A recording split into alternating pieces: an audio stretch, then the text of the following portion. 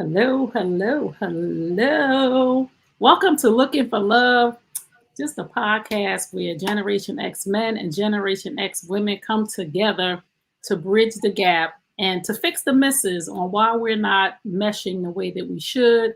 I'm your host, Trey Kearney, and here is my co host. Lamar Hall. We're here every Wednesday night, 8 p.m. Eastern Standard Time on the New U Nation Network YouTube channel. We're a little late tonight because of me. Last week it was Lamar. He was at the gym. This week it was me because I forgot to charge my son's iPad. But we got an exciting show for y'all tonight. We got some good questions. We got a video we may get to. I'm not sure, depending on how long we stay on these questions. We're going to talk a little bit about sexless marriages, which is a hot button topic that Generation X definitely needs to talk about. Ladies, we're gonna get to y'all later, but how was your week so far? We on a hump day. Going good. I'm being pretty lazy this week, so slow motion. So I'm good. How about you? I'm good. Working. The network is growing fast. So I had a couple of investment meetings because I'm trying to get some investors now because, I'm doing all the production, all the editing. Like I need a crew now. So when you come in town, we can get us a facility and maybe do a season together and have it all done and maybe do a live get together, like a live talk with people in the room with us. So I'm looking at all that stuff now. So, but I can't keep funding this by myself. It's killing my pocket. So anybody want to invest, hit us up, info@treykearney.com. Anybody want to donate? If this is good to you every week, info@treykearney.com or $Trey Kearney. Or if you want to sponsor, you got clothes, shoes, books, whatever you got, and you're trying to get in front of hundreds of thousands of eyes because we have hit the 100,000 mark, please send an email, info@treykearney.com, TRAYKEARNEY. Enough of the commercials. Let's get to our first question. Let's go. Oh, this one's going to be good. This one's going to be good. Let me get my glasses because y'all know we Generation X. I know all y'all got readers. I ain't the only one. Mine are drivers. Oh, I got readers and drivers. I can't see coming or going. My wife is very disrespectful in the way she speaks to me and emasculates me, not only behind closed doors, but now in front of people, including my two sons from a previous marriage. They barely come around now. She wasn't like this in the beginning of our marriage. She's 48 and I'm 51. We've been married for 6 years. Recently, she cursed me out in front of my parents, and I think this is the last straw.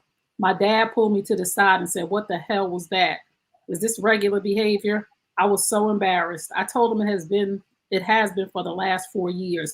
He told me I need to put my foot down. I told him I've done everything but leave. He said he noticed a change in my behavior a while back, but didn't step in. Now he says it's time for me to leave if she doesn't change. The change he notices, I'm very angry and super depressed. My parents have been married for 55 years. I don't want my marriage to fail for the second time. Any suggestions? This goes back to what we say about men do not need love. We need respect and admiration. So for somehow, some way, he has fallen short of her expectations. And she no longer is attracted. That's why the disrespect is coming. So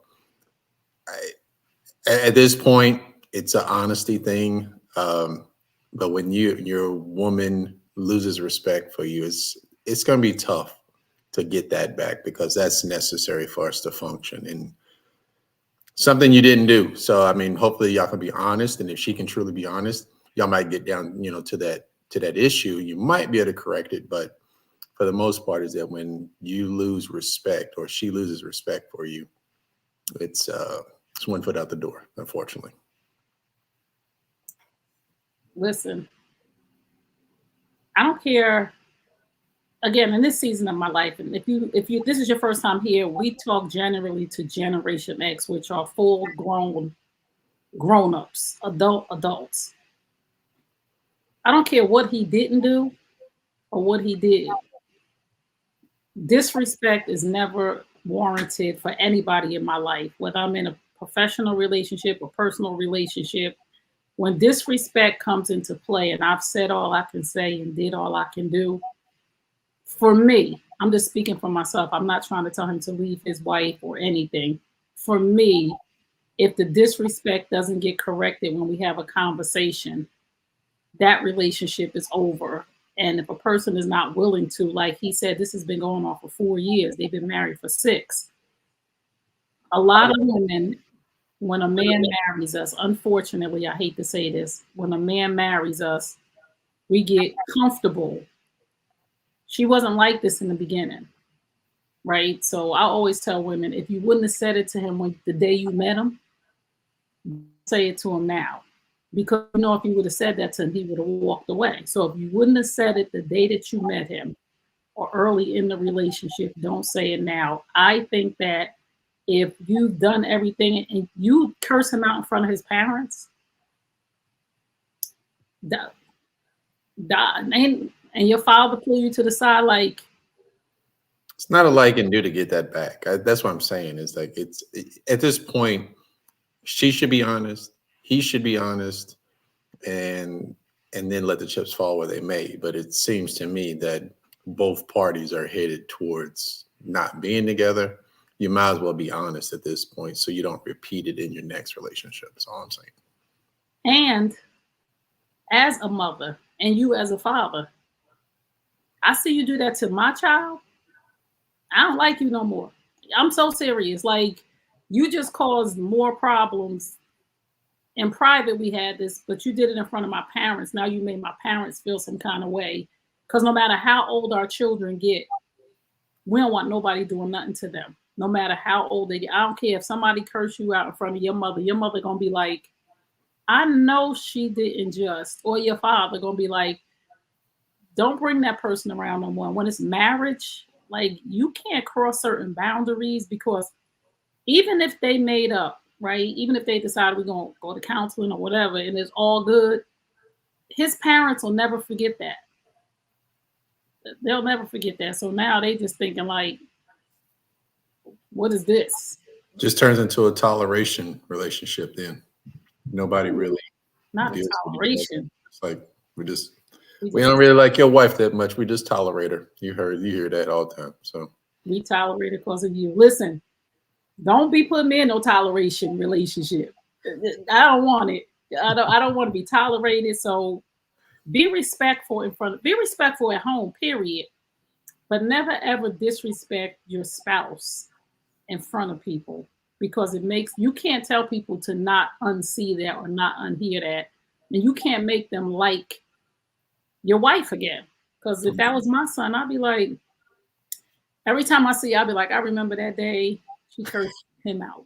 I would try to forget it, because I'm a very forgiving person. But my brain would be like, is she gonna snap again today if he say something? Because what makes you snap to the point where you curse somebody out in front of their parents? well, that's what I'm saying, is that's what he's got to figure out, is that through conversation, if she can be honest, that he won't repeat it for his next relationship. Because there's no way that, let's just say she's honest. Let's just say he corrects the behavior. It's going to be really hard for them to get back to a place where she respected him. That's unfortunate. Once the respect is lost, it is very, very, very hard to get back. It really is. So I mean, at this point, just being honest and being able to go, okay, this is what I'm going to do going forward, because this relationship without respect. Now, if you want to be a man and be in a relationship without respect, hey, more power to you, but it's not healthy. So, but. And he say angry and depressed. Like, I'm just in a space right now, Lamar, where joy is my portion. You know what I'm saying? Like, anger, I don't ever want to be angry and depressed. Right. Because of somebody else. Like, I don't ever want that. I don't want that in my life. Like, I'm angry and depressed because you in the house with me. I'm not angry and depressed because of something I'm doing. I'm angry and I'm depressed because of the person that I'm with. That's like a no-brainer. If, again, we're never here to promote divorce, and we're never here to tell anybody what to do, but that's a no-brainer. If he said, I tried everything but leaving. That's a no-brainer if you've tried everything and this person is not willing to correct the behavior. You can't make another person do something, so you just have a hard decision to make. So, brother, Like Lamar said, either you're going to tolerate the behavior or you're going to bounce. Unfortunately. So, Unfortunately. if you just tuned in, you're tuned into Looking for Love. We're here every Wednesday night, 8 p.m. Eastern Standard Time on the New You Nation Network YouTube channel. If you are on the network right now, hit the subscribe button and don't forget to hit the bell and don't forget to tell a friend. So every week we read viewers' questions and then we have a topic and then sometimes we run a video. So tonight we're reading viewers' questions right now if you just tuned in. So that's what we were answering. There was a man that said his wife is very disrespectful and emasculates him, not only in private, but now in public, and cursed him out in front of his parents. What should he do, or any suggestions? If she is not willing to go to counseling, you got a hard choice to make. You either accept the behavior or you're going to move on. So we hope that was helpful to you, brother. Yep. So we're going to get to our next question. My boyfriend of 3 years doesn't want to live together anymore, but wants to stay together. We've been living together for 1 year. Our lease is up soon. He thought now would be a good time to find smaller, manageable places since we'll be living separate again. He already got a place. We've been having a lot of disagreements lately. I'm way too old to be playing games. I was looking for an engagement ring, not a move out announcement. Is this a bad sign? Yeah. Pretty much. He don't like you.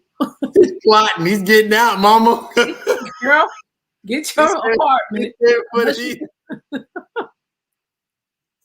He done.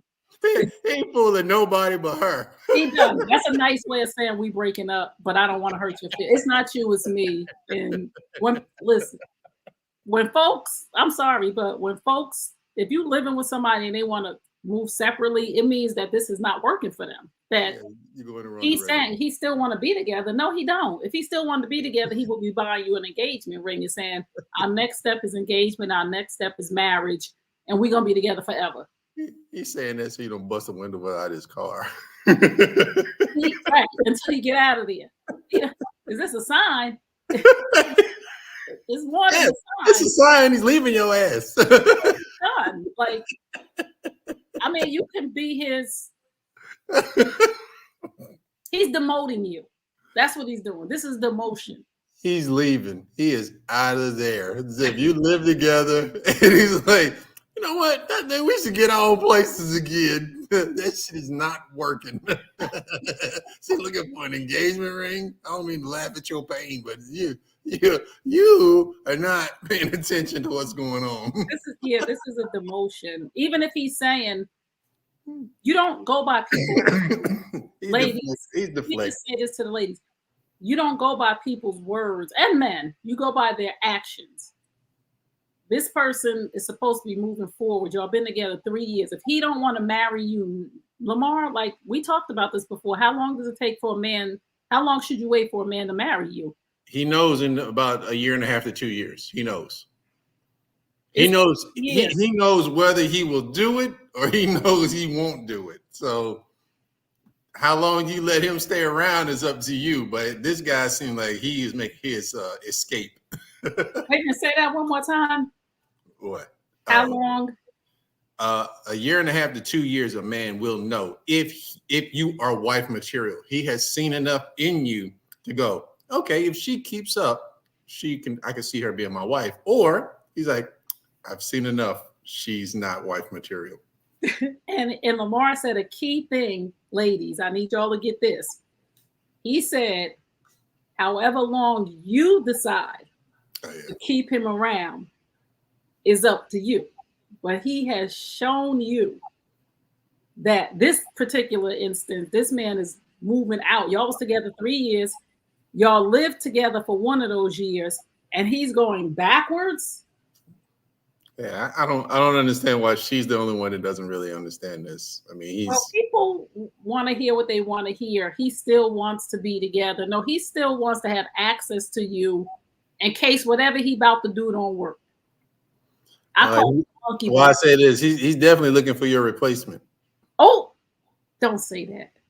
I'm saying. I mean, once he gets away from you, you can best believe there's new women showing up. So. You think That's just a matter of who wants to break up with who first. Oh, listen, again, you said this yourself. I'm too old to be playing games. I was looking for an engagement ring, and he gave me an eviction notice, basically. So you got your answer. Don't. A lot of times, Lamar, and I'm a woman, so I could say this. A lot of times, we talk ourselves out of the truth because we feel like we weren't good enough, or what did I do, or less than. It ain't you, honey. Y'all just not. He didn't like the situation living with you, so he don't want to be in that situation for the rest of his life. This is what he's telling you. We was cool, and now y'all having a lot of disagreements. So this is just showing you too that this is what life moving forward would look like if y'all couldn't fix this. And this man is like, I mean, I'm not gonna say wasted. So everything you should always look is what's the positive out of this? What can you do to prepare yourself for the next interaction with someone? And this is where you're saying is the truth, the honesty, getting those questions out in 48, 72 hours, those tough questions to see if you're compatible. Because now you wasted 3 years. Huh? It's not wasted. You know what I'm saying is that you get into after 6 months of a relationship, after a year, you're starting to look at that relationship like this could turn into something. When you get to the 3-year mark and it don't work, man, that's hard to recover from. So you need to limit those 3-year relationships, and those need to turn into relationships and marriages. And you need to take those non-productive relationships and cut them down to those 90 days of getting those tough questions out. So you're not spinning your wheels on stuff like this. This is, you don't, as a woman, you don't need, if you do this 3 times in your lifetime, you wasted your 30s. Oh, we are not 50s over here, though. I'm just saying the average woman would do this probably 2 or 3 times in your lifetime with a man. And by the time you get to 50, you have wasted on average about 10 years of your life.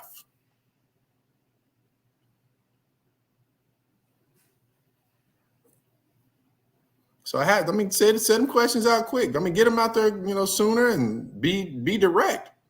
Especially at our age. I don't see why you wouldn't be direct and be honest and stop playing games. Yeah, you have to tell people it again. If you just tuned in, this is Looking for Love. We're here every Wednesday night, 8 p.m. Eastern Standard Time, and we're Generation X. We are 40 and up, or 45 and up, but we include the 40-year-olds, because they're old millennials. They're the what do they call them? Geriatric millennials. So 40 and up. But if you're 45 and up, we're here for you. And when you're dating, if you're dating with intention, you need to tell people what your intentions are early on. And it's not saying that when you sit down with a guy, the first, second, third date, that you can't talk about marriage. I'm not trying to tell you to marry me in 90 days. I'm trying to see, is your intention when it comes to dating, or your purpose for dating, to find your forever person? Or are you dating because you like dating, because you like going out with dinner? Do you date multiple people? Are you looking to move into, an exclusive situation? Because if you're not looking for exclusivity to go into a marriage, then you're not the person for me. I'm not saying I won't date you again. I just know that down the line, you don't even believe in marriage. And these are just questions that we have to, the hard conversation that we have to have early on in our over 45. The easiest thing is marriage. I mean, two people should have at least have a conversation within the first week of meeting each other. If it's on the table or not on the table, that doesn't mean to be discussing it like it's going to happen. She's like, what are your views on marriage? Did you have a good marriage? Are you opposed to it? Do you like it? Do you not like it? That'll tell you right then and there if that person would consider being married again.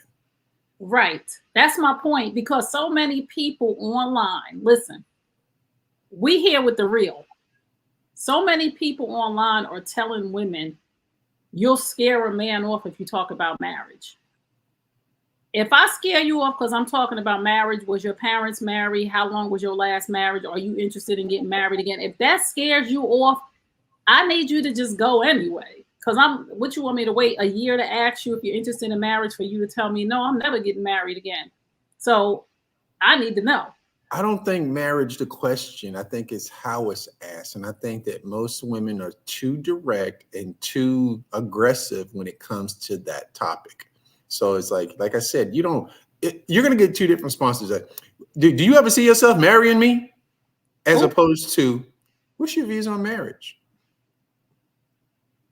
Those are two different responses from me. The other one, the first one, I'm like, hell no. Like, the second one is a conversation that two intelligent people can have, and they can share their views on why they do not believe in marriage. So, ladies, the question is, what is your view on marriage? That's it. That's all you now, do you have plan on getting married? You gonna marry me, or you wasting my time? Oh no, we're not doing that. I just met you. What are you talking about? So we had a question. If you just tuned in, and a woman said that her boyfriend that she's been living with for a year, who she's been with for 3 years, has decided that he thinks that they should live separately, but he still wants to be together. And her question is that a bad sign?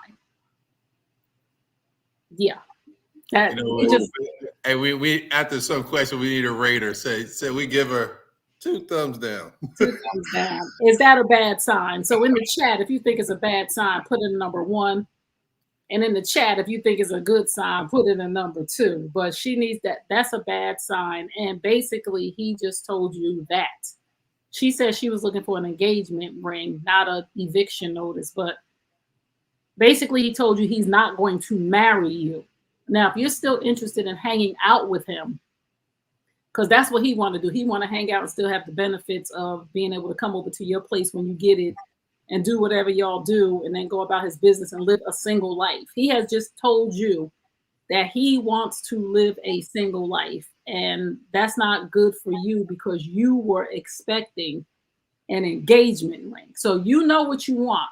So like Lamar said, if you stick around, however long you decide to stick around, don't be mad at him when he walks away or doesn't work out the way you want it to, because him moving out is a direct sign that he does not want to be in a serious relationship with you. So hopefully that was helpful to you. If you are not on our network, on the New You Nation network on YouTube, please go over to the New You Nation network YouTube channel, hit the subscribe button. Don't forget to hit the bell so you get the notifications each week when me and Lamar go live. And we are going to go to our next question because we're moving pretty good right now. So we might be able to see our video. Let me get my glasses. My husband expects me to cook when I come home from work, and I don't want to cook. He cooks often, and now he's complaining because I don't. I told him if he doesn't feel like cooking, order out. He said that's too expensive for one, and our 7-year-old son deserves home-cooked meals that are nutritious and organic. He's very health conscious. It's become a big problem in our marriage. I used to cook more than him in the beginning. I just don't enjoy it anymore. I don't want to cook. He can't guilt me or make me. Any suggestions? Girl, you need to cook. See, this is the problem. Let me just say this, though. Let me say this, Lamar. A lot of times we get into relationships. She said, this is the thing that popped up in my head while I'm saying this. She said, I used to cook a lot in the beginning. We show people something, right, that's attractive to them, right? Oh, she cooked. That's cool. I'm glad, because we're going to have a kid. They got a 7-year-old now. So she cooked. We're going to have healthy meals. This man is into organic stuff, not processed, taking my kid to wherever, Burger King or ordering food. So you showed him that you cooked, and now you don't want to cook. And you're not even willing to compromise.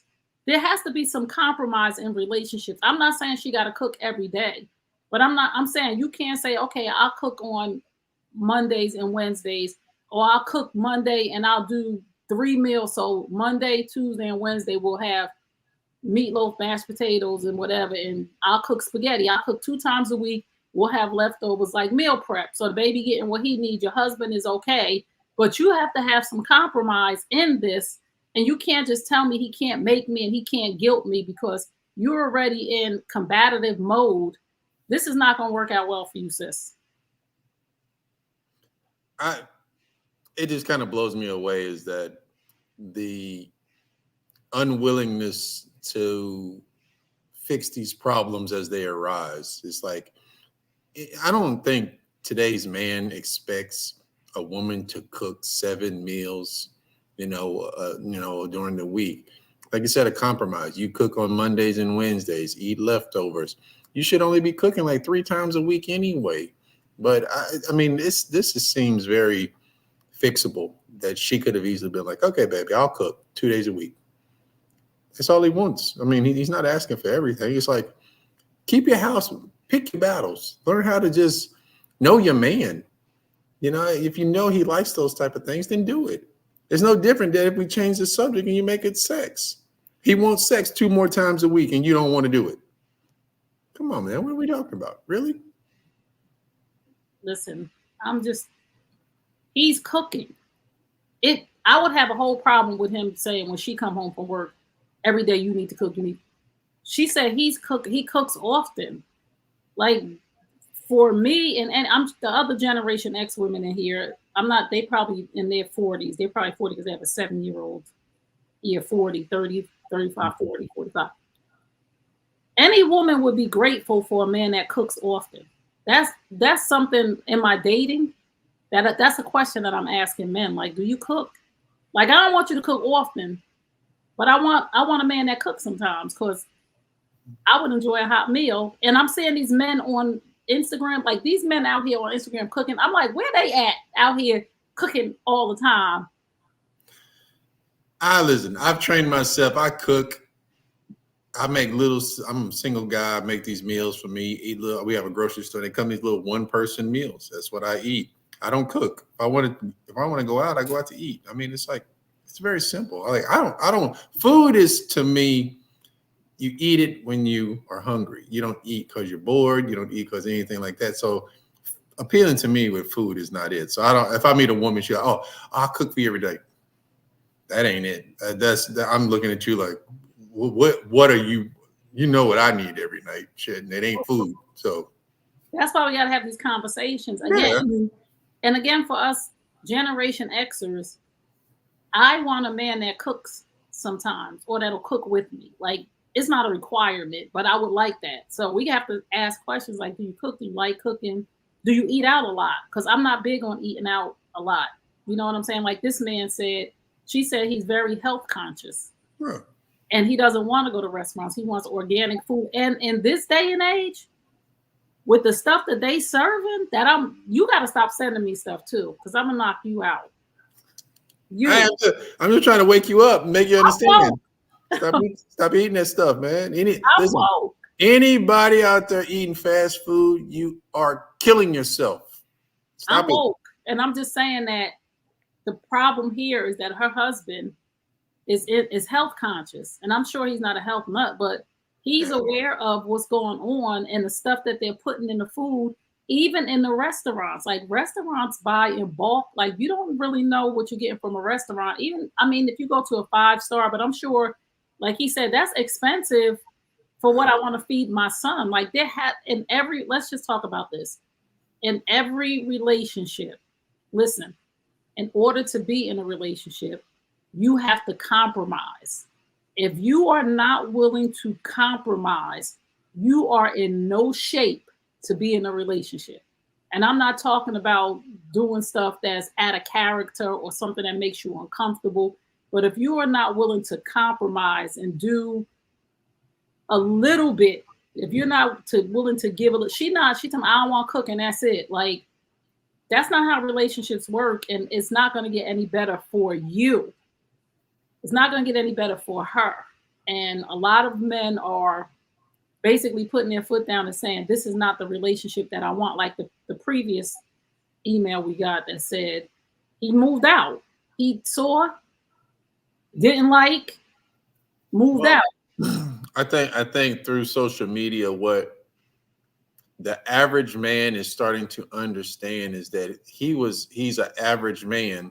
There's a lot of power in being an average man. If you come when you don't have kids, you make good little decent amount of money, you take care of yourself, your value as a man is a little higher than what you probably perceived. So there's more women that are out there that are willing to go, hey, if she don't want to cook, I'll cook. Growing back. If she don't want to go to the gym, back. I'll go to the gym. And men are starting to go like, I'm really starting to understand that I don't have to accept this. Mm. You know, and I think because, you know, and I mean, it's always been perpetuated throughout our life is happy wife, happy life. And men ain't going for that no more. There's a certain percentage of men, and it's not every man can require and have plans for their relationship and their women. But there are some men that are going to go, that bad behavior will not be tolerated, and you can go play with them other type of men. You're not going to play here with me, you know. And that's a different place for women today that they're not used to, and it's men that those same men, and I'll put myself in that group, those same men, the longer I was just with my buddies yesterday, the longer that we are single, the harder it is to get back into that mode of, oh, I want to be married, I want a relationship, I want that. So if you let him go 4, 5, 6 years and he ain't committed, you know, and it's not, y'all might be together, but you might have your place and he might have his place. Because it gets to the point you start, I've been living this long without you. Why do I have to have you? I don't have to. I mean, and that's the whole key. Men don't have to do anything anymore. So I'm sorry, I'm just leaning in. I hope the other ladies is leaning in, because we got to learn. We got to lean in and learn. We got to listen, and we can't be taking offense. And we got to understand, like, I don't want to use the word, but let's use the word because they're gonna have a fit anyway. This competition out here for us ladies, and not that we competing for a man, but we basically competing for a man, and men are competing for women. Like, we all want the best for ourselves. So when you are sitting in front of somebody or you're in a marriage, there's competition out there. Nobody wants to settle anymore, including men. Men are no longer settling for, you just got to put up with it because you married. They're not settling anymore. So I'm just talking to the wives right now, because wives be talking like, well, if he don't want to be here, or if he don't. You're talking yourself. Words have power. Actions have power. And you're talking yourself. And we're always talking about decent men and women. We're not talking about the guy that's the bum, the cheater. We're talking about decent men and decent women who are doing their part. You don't want to lose a decent person. Not nowadays, because again, the competition really is stiff. It really is. it just,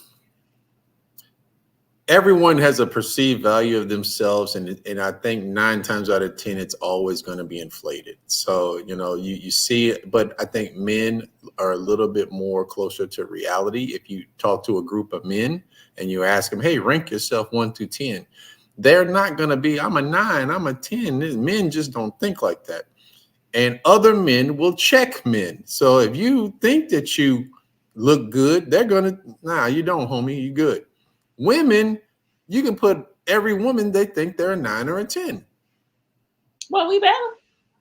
No, it's not. It's just accountability. And some women are missing their soulmate because they think they're a 9 or 10 and they want to date a man that's a 9 or 10. In actuality, you're a 5. Oh, I'm leaving. I gotta go now because the market about to start. So I saw something where a guy was talking about a guy that might be an 8, 8.5, 9. He will sleep with a woman that's a 5. And by doing that, he inflates that 5's ego about herself. Now she truly thinks that she can deserve an 8, 8.5, 9 man, when in actuality, he was just bored and wanted to just sleep with her.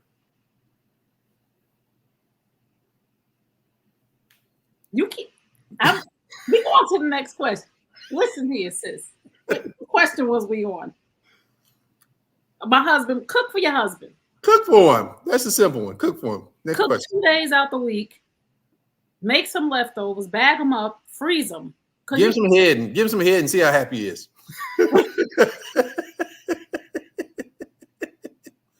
Cook for him and be like, when you eat that food, I'm gonna suck you dry, Willie. Willie won't know what to do. Shit. I can't stop. We starting today. See how you got. Y'all have no idea, women. Y'all have no idea how simple men are. I'm telling you. If you do walked in, if you buy your husband some flowers, make him a good old steak, and then look at him and be like, run him a bath and suck the life out of him, boy, you might have a new car next week. Shit, he was like, where all this coming from? He don't know how to process that. Listen, if you just tuned in, I don't know if you just tuned in, but you came in on something that we Generation X, we grown over here. So send your kids out of the room. You just tuned into Looking for Love. We're here every Wednesday night, 8 p.m. Eastern Standard Time. And we answer questions for Generation X to bridge the gap between Generation X men and Generation X women, to see what the miss is, like cooking, and what men want and what women want, so that we can have happy, healthy relationships and happy house, happy spouse, happy house. Because Lamar said most women think happy wife, happy life, but it's really happy house, happy spouse, happy house, because both people deserve to be happy. And if we could just compromise a little bit, if your husband says, can you just cook a little bit more? Just cook a little bit more and just freeze the food. That's all. So we're going to go to our next question, because Lamar about what a dirty question today. We ain't had a dirty one in a while. We about to start up. I cheated on my husband about a year. Here we go. I cheated. Here we go. You like the dirty ones. I don't. I want it dirty, not scandalous. I cheated on my husband about a year ago. It was a one-night stand when I was angry with him. I've regretted it since that night. I recently went to the gynecologist for my annual, and because I had some funny smelling discharge. At my visit, my doctor did some cultures, and I have some sort of STD. Not a bad one. Not a bad one. She gave me antibiotics for both me and my partner because she said we both need it. I can't tell him I cheated. How do I maneuver this? Damn, they had this going. Oh, man. There's certain things that, listen, you cheated. That's you did bad. You can't maneuver this.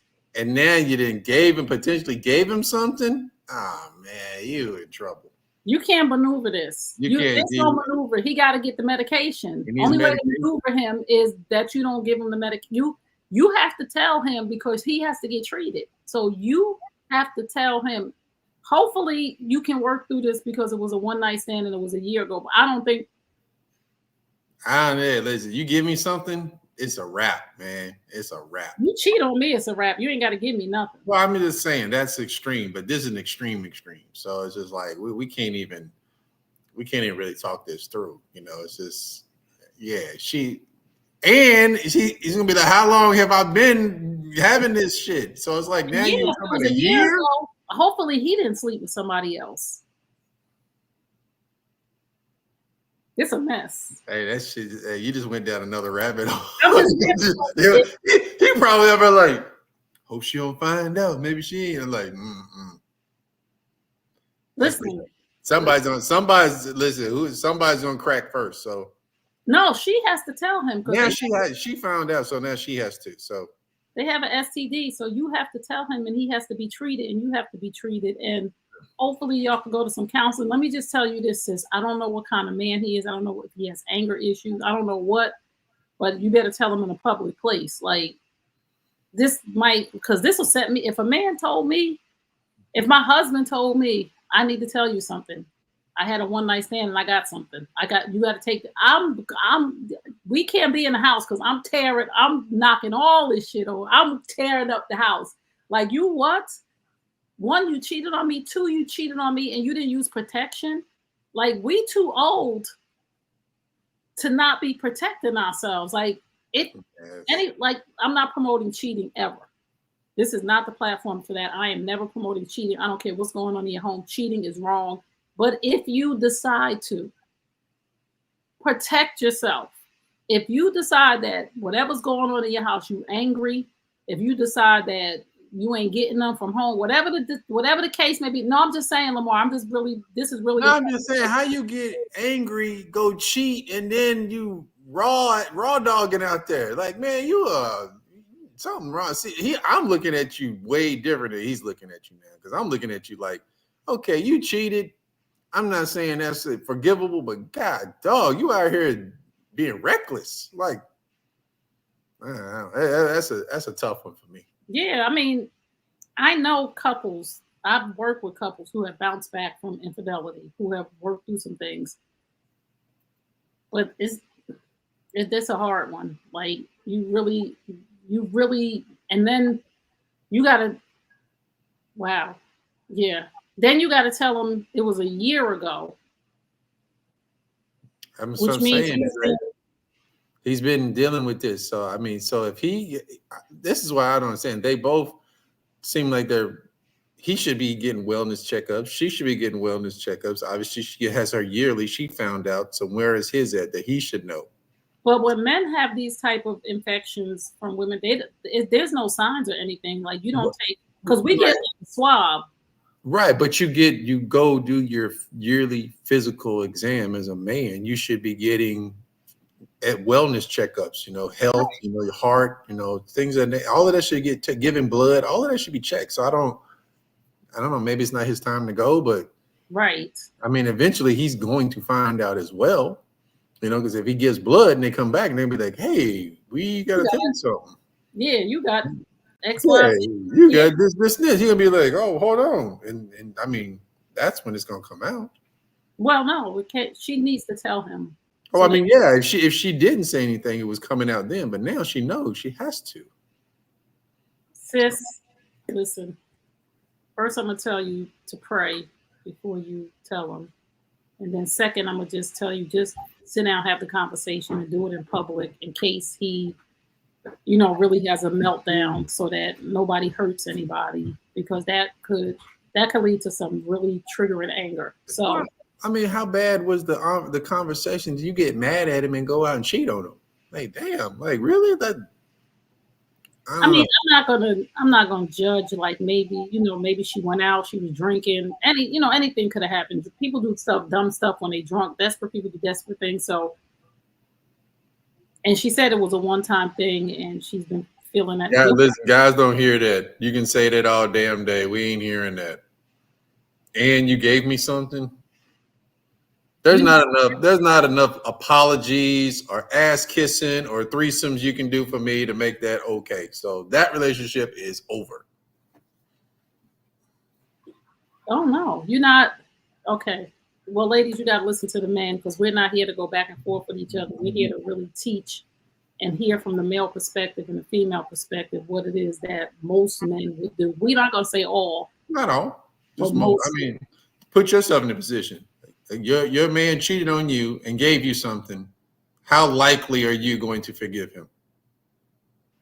Oh, he ain't got to give me nothing. Cheating is that's what I'm saying. So I'm just saying. So the first thing is cheating. The second thing is you gave him something. So the probability of fixing this is probably zero. You should get your shit together and basically be like, "Hey, I gave you something. I'm leaving." Because that's the only thing at this point he's gonna say, because he's a lose his shit. Hey, I gave you something. I'm leaving. Hey, I'm moving all my shit out. I'm gone. Just be gone when he come home. Leave a note on the counter with the pills, and tell him if you want to talk about this, let me know. Like I'm around. You got my number. If you want to talk about this, let me know. So if you just tuned in, you're tuned into Looking for Love. We're here every Wednesday night, 8 p.m. Eastern Standard Time on the New You Nation Network YouTube channel. Please go subscribe, hit the bell so that you get the notifications every time we are on here. So we're going to go to our next question so we can get to our video, because we still got some time. Yeah, we're doing good. We're doing good. Stay-at-home dad. Oh, not another one of these. My wife makes a lot more money than I do, and we are doing really well savings-wise. She is due any day with our daughter. She told me last month she wants me to leave my job, stay at home with the baby until she is 2, because she doesn't feel comfortable with daycare raising our child. I'm so aggravated because we agreed on the plan earlier in the pregnancy. We did our homework on a daycare center, found one we love. Now, all of a sudden, she's decided she's not comfortable. For one, I told her I love my job. By the way, I teach fourth grade science. She said, "You're just a teacher." Wow. And two, I don't want to be a stay at home dad slash house husband. I suggested she take 2 years off. I'll still be working. And again, we have a significant amount of savings. Where do we go from here? I want to hear what you say because my approach is going to be very harsh. Well, but you go, because you go. I want to hear what you got to say. There's no, when you're a man and you put yourself in this position, dude, you don't have a whole lot of say so. There's a lot of things that men should not do. Rule number one as a man, your feet should never be in the air doing sex. I don't give a damn what happens ever as a man. Staying at home. Don't do it. It sounds like a good idea. It's not a good idea. Your woman is looking at you like a female, and she's going to treat you like a woman. So you've already started down this road. So it's like, how can you change it now? And she makes so much money, which will alter your lifestyle. So you kind of knew what you got into. It's unfortunate. You may have to just be the stay-at-home dad. It's already what you did. So it's like, you can't stop it once you upstream, but she's the shot caller now. She's the boss. She's, it's like it sounded like a good idea. It sounded like you signed up for it. Now you found something that you like and you're not really sure or on board with it anymore. No, he said from the beginning they found a daycare and then she changed in the middle. Well, I mean, it sounded like he was okay with it, but now he's found something that he likes. No, that's not what he said. Let me read it to you again. Okay. He said that he don't want to be a stay. He said, hold on. I got a needs improvement on my comprehension skills with school. No, it's okay. No, listen. My wife makes a lot more money than I do, and we are doing really well savings wise. She is due any day with our daughter. She told me last month she wants me to leave my job and stay at home with the baby until she is 2 because she doesn't feel comfortable with the daycare raising our child. I'm so aggravated because we agreed on a plan early in the pregnancy. We did our homework on a daycare center, found one we loved, and now all of a sudden she decided that she's not comfortable and she wants me to stay home. And he said, "I love my job. I'm a fourth grade science teacher." So she's basically looking at his job like his job ain't shit. Basically, right? Like you can stay home and do that job whenever. Right. Listen. I'm just gonna say his job is important because they're getting ready to have a baby, a daughter. Your child has to have a fourth grade teacher eventually. Teachers are valuable, number one. Even though they don't make a lot of money, I believe teachers should make more money than anybody because they're teaching our children. They have our kids more than we do. So she has to compromise. And I totally understand as a mother. I was blessed enough to be home with my kids. And I thank God for that because it is hard to leave your newborn with somebody. So my thing is there's a compromise here. So he said they have a substantial amount of savings. So maybe because he's off in the summers because he's a teacher, right? So he's off in the summer. So if the baby is born during the summer, he's off already. But if the baby is born while he's working, she has a good job and she has a substantial amount of savings. So maybe you can take off 6 months, mother. He can do the summers. You could take off the 6 months. He can do the summers. You could take off the next 6 months or 3 months. Y'all could compromise here. And then he's off during the holidays. Teachers get time off. And you can see if you can work from home. We live in a society now where people are working from home. So there's compromise here. He's going to resent her. If this comes down to the point where she guilts him into staying home with that baby, he is going to resent her. One, because he's going to feel like she doesn't respect him because he's a fourth grade teacher. Because he said, wow, But you knew he was a fourth grade teacher when you married him. People's dream, like there's some people right now, some young people in college whose dream is to be a preschool teacher, whose dream is to be a ninth grade teacher, whose dream is to be a science teacher, a math teacher, a gym. Some people have those dreams, even though they don't make enough money. But somebody has to have the dream. It sounds like she she likes the money, the titles, and this and that. So what I would suggest is that stay at home with your child. Give the 2 years, and then when it's time for you to rejoin the workforce, go find you a better job that's going to pay you a little bit more.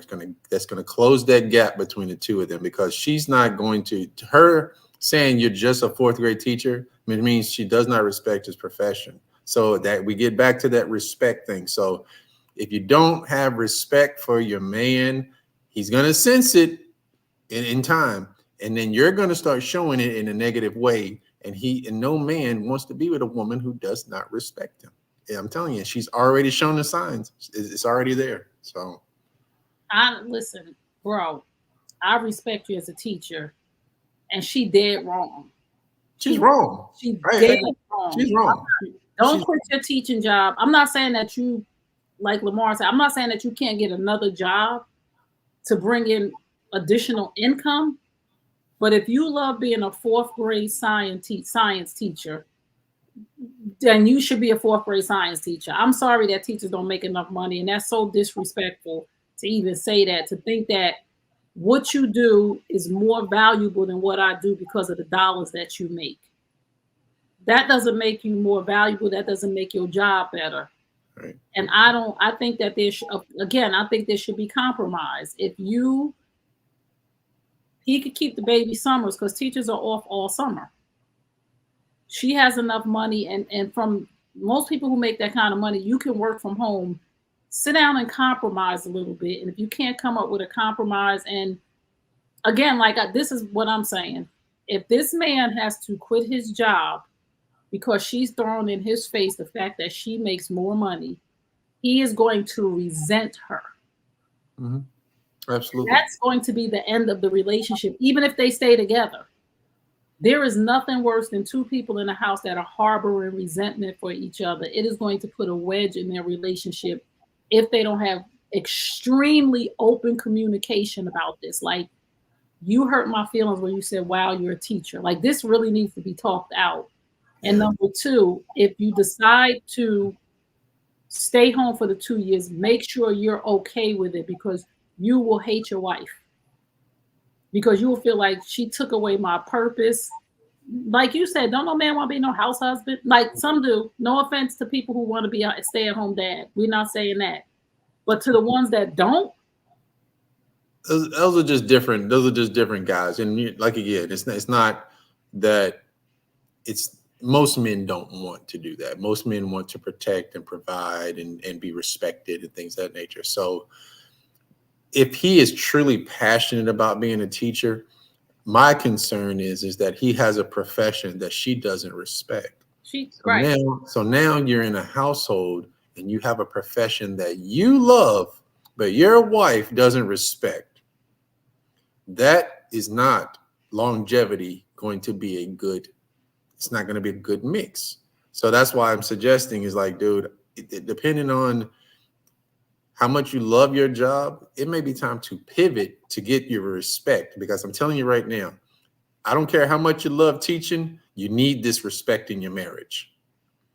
You need it. I don't think she doesn't respect the job. I don't think she doesn't respect the salary. And that's not. Well, yeah, but I'm saying, so he has to pivot. So it's like, I don't know if it's go back to school, get more education so you can be an administrator and, get your master's, get your PhD. That's where, if you're an educator, that's where you need to focus on, that you can close the gap. She doesn't want to see you make as much money, because I was in a relationship like that. She didn't care how much money I made. It was me. It was I needed to go back to school and make the money so I could feel respected and adequate. So that's all I'm saying, is that if he's an educator, go back to school so you can close that gap. So if you're making 60 now, you can make 80 or 90. And she saw the hard work. You have the respect of your peers. that will instill respect in her by seeing you do this work. If without that respect, if you stay where you're at, and she's like now looking at you like, I really don't care about his job. His job ain't nothing. He's a fourth grade teacher.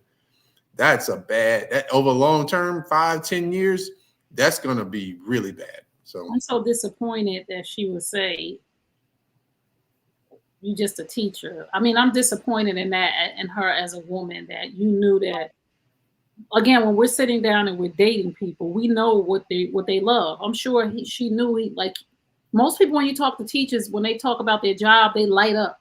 You know what I'm saying? Oh, my little they love children. They love educated. That's what I got my degree in, and I chose not to do it because at the last minute I understood that it wasn't going to be a lot of money, and two, it was just a weird time. Kids, are very, I got put in a situation where a young lady said something to me inappropriate. I was 27, 28, and I was just like, you know what? I'm not doing all this work to jeopardize my career to be in a situation where a young lady thinks that I'm younger because I look younger at the time and says it's something inappropriate to me. Now I'm in a situation where I got to defend myself. I totally steered away from that whole. I was like, nope, I don't want to do that. So, wow, sorry, teachers. I want to say to all the teachers who are listening, especially the special needs teacher, because y'all know my son has autism. Much respect. Absolutely. And I think that you guys deserve way more money. I think you deserve way more respect. And even in these times right now, with these kids are horrible, unfortunately. Like, teachers are really dropping off left and right. But I have so much respect for educators. And I believe that even if he goes to get a master's degree and all this other stuff to be an administrative, he wants to be in science class with the fourth grade teachers. There's just some people that remember we did the baking soda volcano. Like, some people that just floats their boat to do that with kids. But again, unfortunately, his wife doesn't have respect, and it's probably going to cause problems in the relationship. But we're going to get to our video right now. If you just tuned in, you're tuned into Looking for Love. My name's Trey Kearney. This is my co-host, Lamar Hall. And we're funny and fine. I'm funny, you fun. No, one of the viewers said we need to change the show to Funny and Fine because we both funny and fine. So we both funny and fine. You funny and fine, and I'm funny and fine. But we're going to keep the name Looking for Love. And we're on the New You Nation Network YouTube channel every Wednesday night, 8 p.m. Eastern Standard Time. Please make sure you guys subscribe, hit the notification bell so you can get all of the good content when we come on live. So we have a video that we're going to play and discuss because we still got about 10 more minutes. Let's do this. Sure. You ready for this, Lamar? I am. Well, let me see if I can show it. How do I show it with us on the screen? Oh, no. Hold on, y'all. I'm new with this. Wait, let's see. We're going to get it together because I want to. Oh, there you go, Lamar. Okay. Let's play this. Let's play that. White women go to college to find their husband. Black women go to prove they don't need one. Oh my gosh! Now listen, as harsh as that sounds, there is validity in that statement. Have y'all ever heard of Ring by Spring? If you look like me, you probably haven't.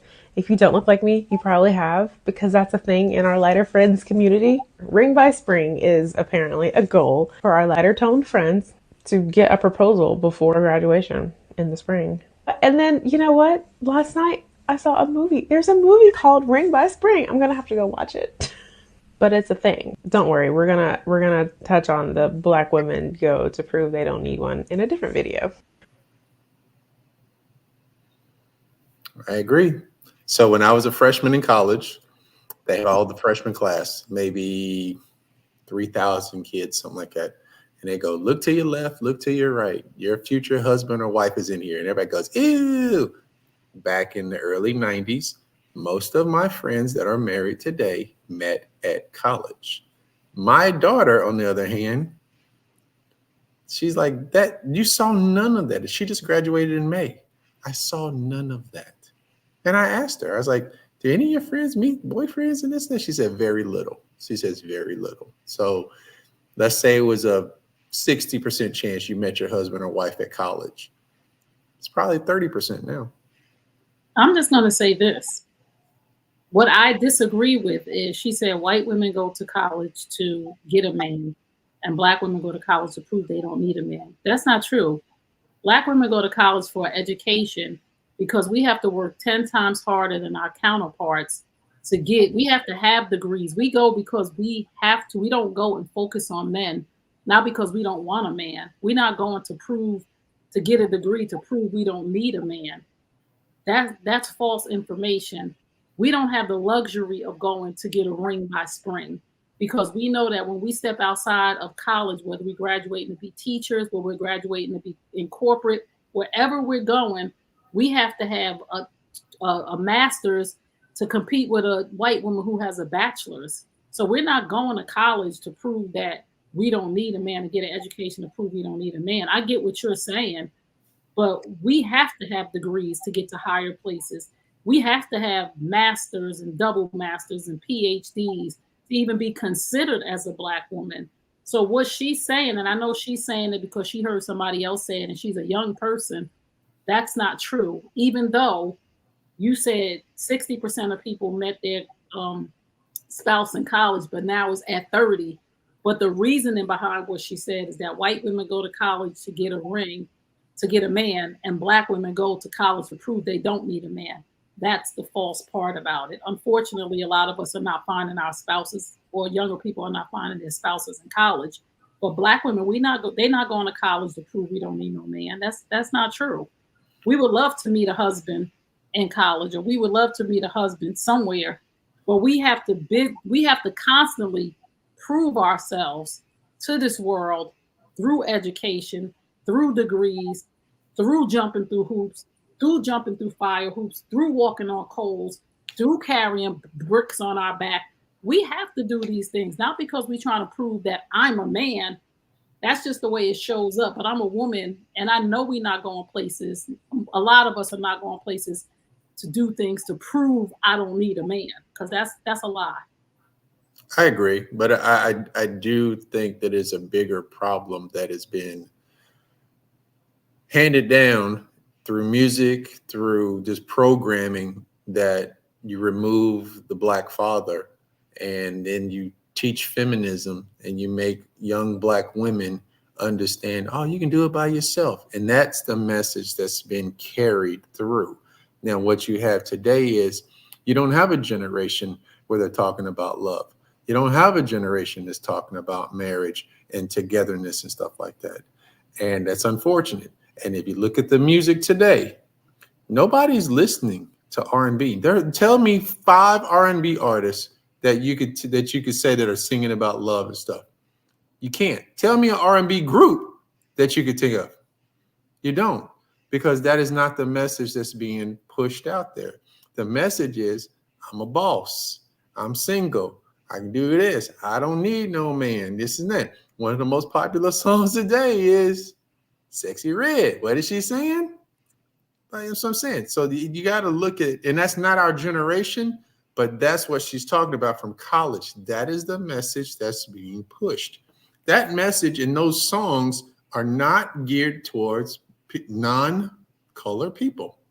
Those songs are geared towards us. Right. That's why we have to create content and programming to counteract what is being pushed. We can't sit around and complain. That's what the New U Nation Network is all about: edutainment, fun, but educating you to say, like we're talking about now, and we cater to Generation X, but the platform is open because I know younger people who call me auntie on TikTok are listening. They're like, thank you, and they're learning, and I do want to be a wife. So we have to change the narrative by what we put out there as content creators. And everybody on here that's listening, we're all content creators because we all have a platform. If you got Facebook, Instagram, TikTok, whatever you got, you have a platform to put out whatever you want to put out. Unfortunately, we're not thinking that way, that we have to change the dynamic for our young. I'm thinking that way. I'm doing things to change it, but it takes a village, and we have to get back to that village, and we have to begin to think about sheltering our young people again and reeling them back in and bringing them back in and showing them that's a facade of a sexy red. that's just money. That's a money grab. It's not gonna. That's microwave. What we want our young people to know is you want to be whole. You want to be able to sustain past phases and trends, because those the things that our kids are living are phases and trends. We were taught longevity. We were taught to stay at a job. We were taught to be consistent. We were taught differently. And we didn't have this program, of course. We didn't have the internet, thank God and Jesus for that. But now we can use these platforms differently if we decide to.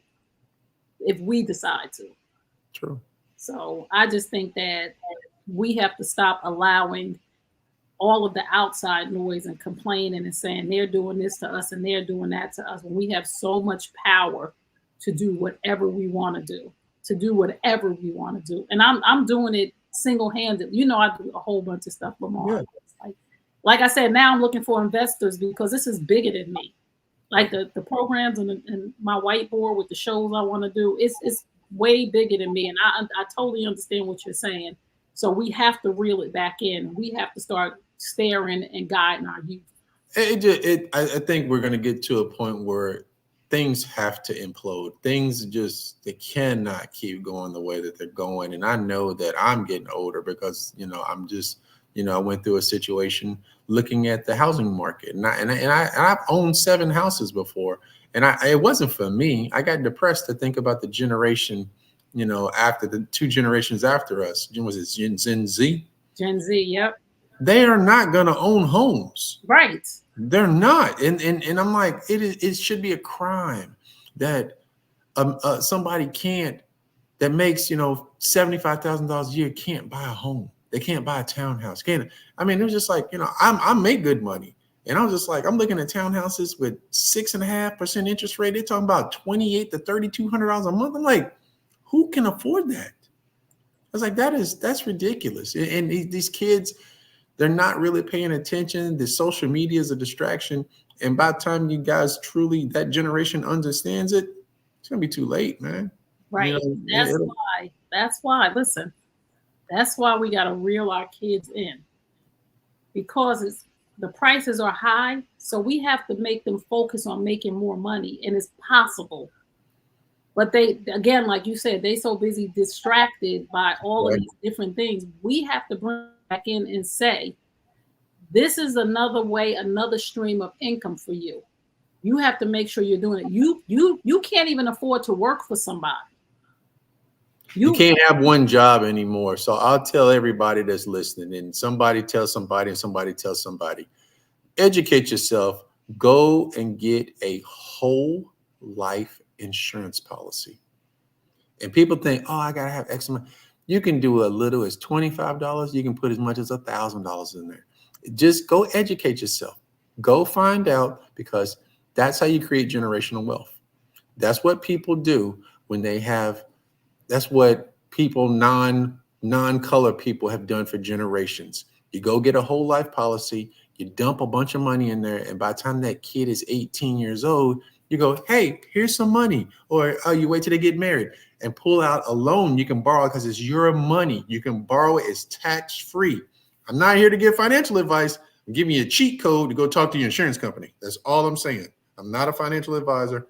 Go talk to your insurance about whole life policies. It's there. We don't know anything about it. And I tell my friends about it, and they go like, what? And I'm like, they're like, how'd you find out? Because I talked to my non-white insurance guy, and I asked him what he did. And he told me. He was very honest. So. Yes. So thank y'all for tuning in. We are here every Wednesday night, 8 p.m. Eastern Standard Time, on Looking for Love, where we are bridging the gap between Generation X men and women, where we are trying to help people maintain, sustain, and remain in healthy relationships. What are your final thoughts, Lamar? Let's give a final thought tonight. Final thoughts. People have got to identify themselves of what they want out of life. I'm hearing too many times of you're spending time and giving all of this energy, and you're not doing the cardinal number one rule is be honest. Know what you want out of life. Know what you want and what you require. So you're not wasting your time. You're not wasting that person's time. And that's going to get you closer to the happiness that you want. But it starts with you. You got to be honest. You got to know what you want. My final thought is stop listening to people that are not where you want to be. Stop listening to these relationship people trying to tell you right or tell you wrong. You have to think for yourself as an individual. And I talk about this all the time. People get mad at me because I don't go with the flow. People get mad at me because I don't go with the masses. People get mad at me because I think for myself. And a lot of times people do not like individual thinkers, people who think for themselves. Everybody thinks that everybody has the answer. The answer is inside of you, like Lamar said. When you go do the research, real research for yourself, you can find out anything and you can make aware decisions for yourself based on facts, not what everybody else is saying. I love that you guys are here with us and that we are talking and we saying some stuff, but everything that you do in your life should be your decision based on facts and not your feelings. So again, people will show you who they are by the way what they do, not what they say. When somebody shows you who they are, believe them. Trust yourself, get the facts, and move forward accordingly. So we love y'all. We thank y'all for tuning in. We will see y'all next week on the New You Nation Network YouTube channel on Looking for Love. My name is Trey Kearney. You can find me on Instagram at Trey Kearney. You can find me on TikTok at Trey Kearney 26. And this is my co-host, Lamar Hall. You can find me at MAR_T_Hall